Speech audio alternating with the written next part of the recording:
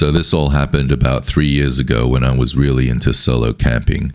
I've always been the type of person who prefers being alone in the woods rather than at those crowded campsites where you can hear your neighbor snoring from like 3 tents over. I like the isolation, the feeling of being totally self-reliant. But after what happened on this trip, I honestly haven't been back out by myself ever since.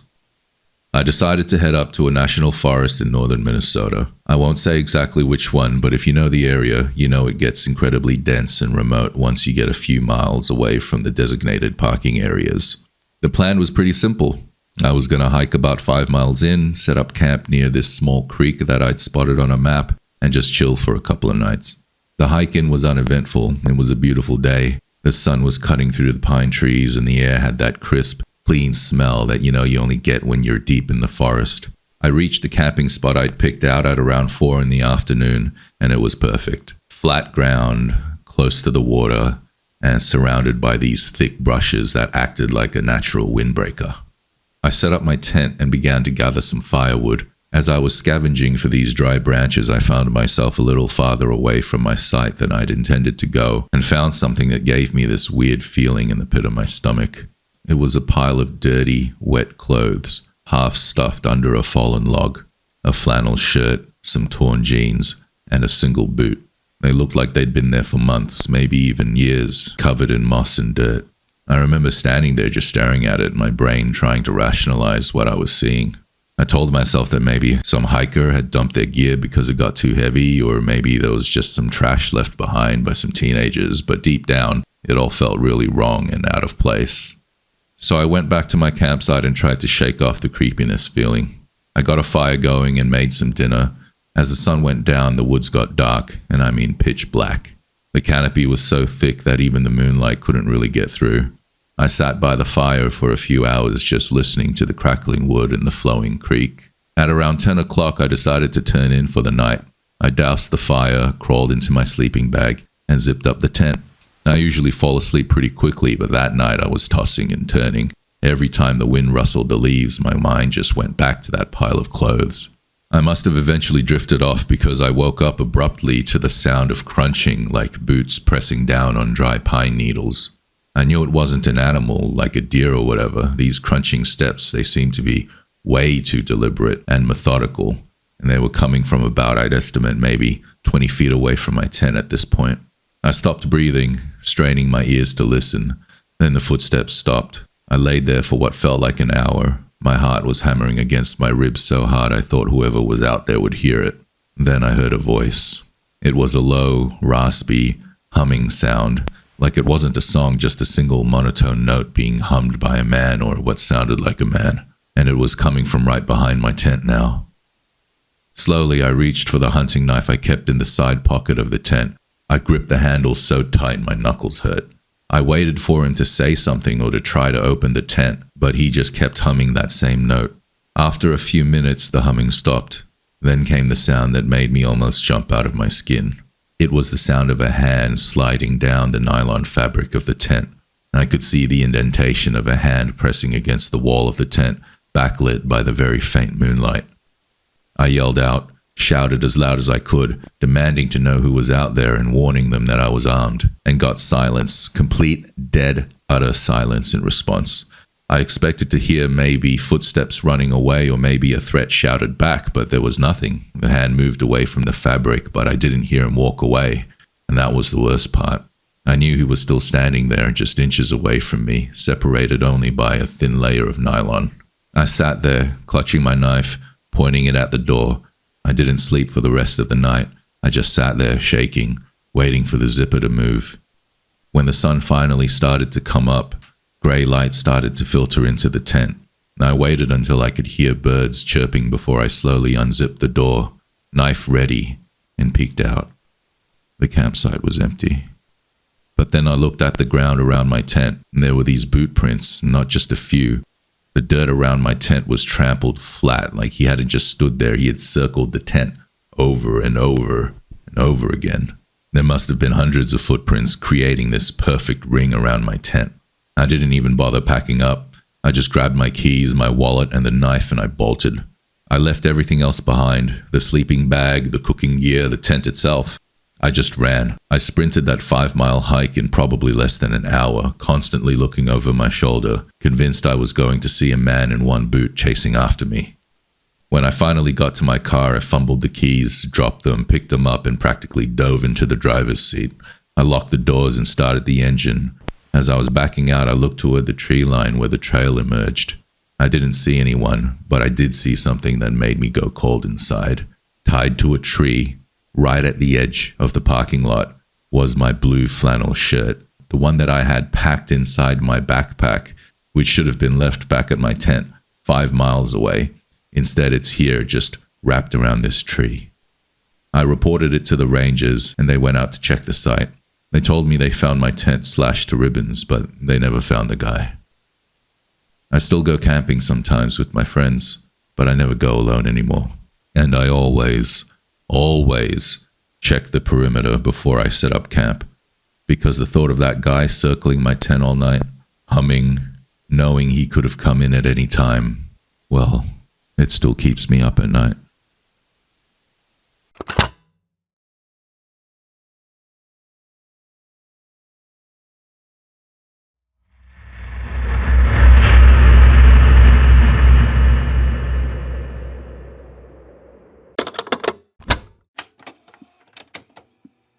This happened on a road trip I took back in college, and honestly, it scared me more than anything I've ever encountered in the woods.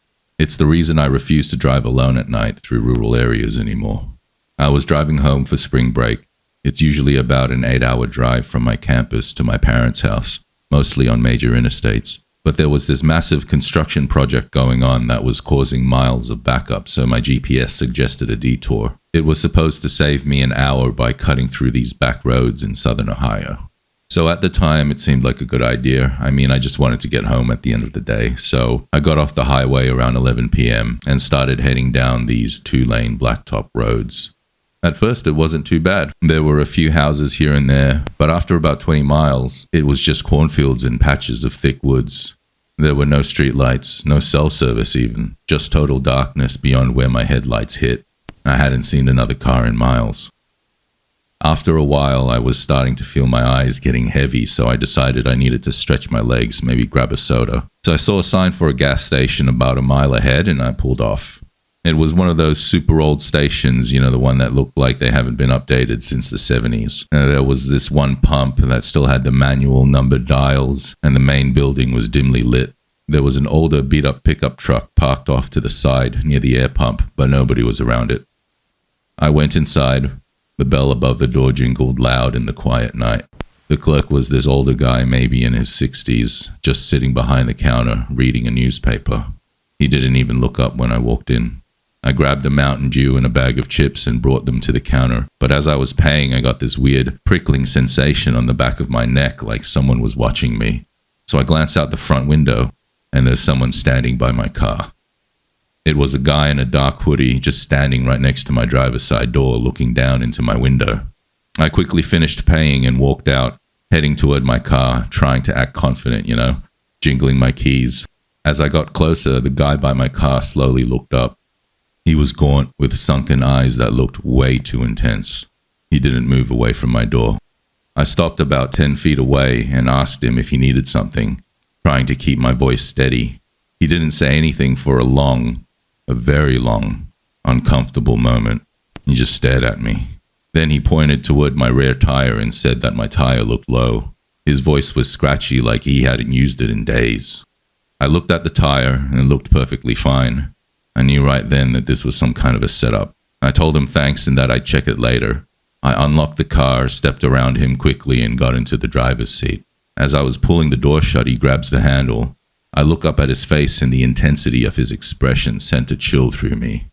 I yanked the door closed with everything I had, locking it instantly.